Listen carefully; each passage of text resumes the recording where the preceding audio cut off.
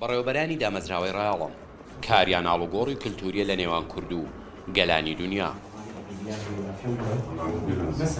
لە 29 ئەم مانگە هەشتمین فێستیڤاڵی کللتورە جیاوازەکان ئەنجام دەدەن.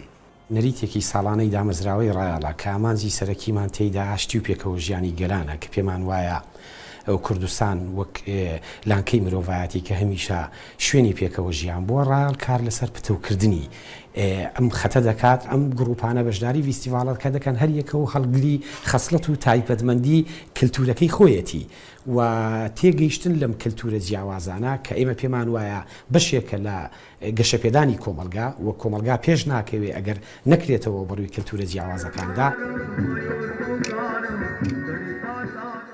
فێستیڤاڵی کللتورە جیاوازەکان ساڵی 2010 بۆ یەکەمین جار لە باشووری کوردستان لە ڕانیە کراوە.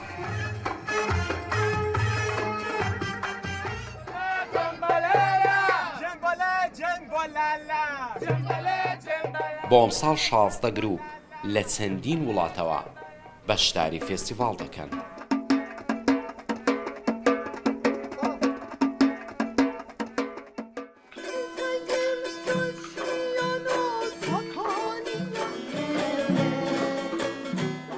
ئەم ساڵ فێستیڤاڵ وەک ساڵانی ڕابردوو تەنها لە ڕانیە ناکرێت بەڵکو هەولێر و سلێمانیش میێوانداری هەمان فێستیڤاڵ دەکەن.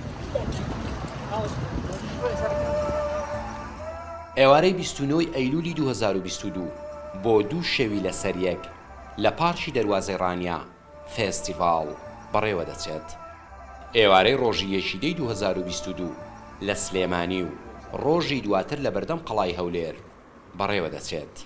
یەکەم فستیڤاڵ کە لە ساڵی 2010 ئەنجاماندا باوەڕ بکە بەم بڵەغێکی کەمی 10 ملیۆنی توانیمان کۆمەڵی گروپی لۆکاڵی ناو شارەکانی کوردستان و عراق بەعام بانگەش بکەین فستیڤاڵێک بکەین کە ببێتە جێگای سەرنجی خەڵکو و لەو ساڵە بەدواوە ستەیپ بای ستێپ ئێمە توانیوانە گەشە بکەین تاوای لە هاتووە ڕایەڵ بۆ بە ئەمری واقع کە بە سوپاسەوە وەزارەتی ڕۆشنبیری ساڵانە بیل لەو پرۆژێ بکاتەوە کە هاوکاریشی مادیمان بکاتن بۆ ئەنجامدانی فستیڤاڵەکە.